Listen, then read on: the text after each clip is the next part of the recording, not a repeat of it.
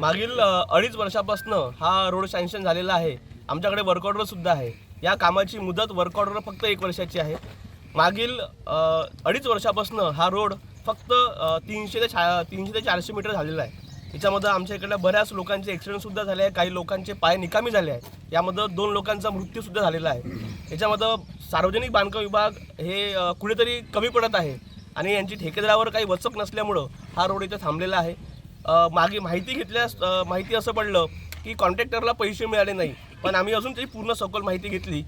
त्या कॉन्ट्रॅक्टरच्या नावाने काही पैसे आले होते, पण त्या कॉन्ट्रॅक्टरला पैसे देण्यात आलेले नाही।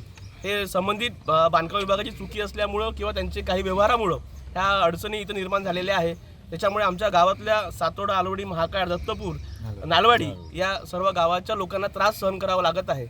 या धुळीचं प्रमाण इतकं वाढलेलं आहे की लोकांच्या घरामध्ये जेवण करतेवेळी सुद्धा त्या जेवणाच्या अन्नावर सुद्धा इथं धूळ बसल्या जात आहे। याच्यामुळे कुठेतरी प्रशासन जागं व्हावं यासाठी आम्ही हे एक टोकाची भूमिका उचललेली आहे।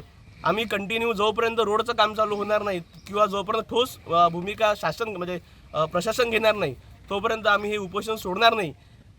यानंतर समजा हा जर रोड चालू झालेला नाही तर आम्ही 3 ते 4 दिवसामध्ये सार्वजनिक बांधकाम विभागासमोर उपोषण केल्याशिवाय आमच्याकडे मार्ग उरणार नाही। आणि इथं असणारे बरेच आमचे आलवडी, सातोडा, दत्तपूर, नालवाडी, महाकाळ हे लोक आहेत। आम्ही सर्व लोक तिथं ठिय्या आंदोलन करून व काही लोक उपोषण करेन, जोपर्यंत काम चालू होणार नाही तोपर्यंत आम्ही उपोषण सोडणार नाही, हा आमचा निर्धार ठरलेला आहे।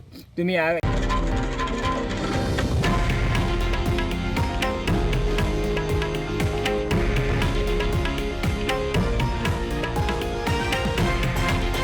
हे आहे देशातील नंबर 1 न्यूज नेटवर्क आणि आपण पाहत आहात TV9 मराठी, एकमेव।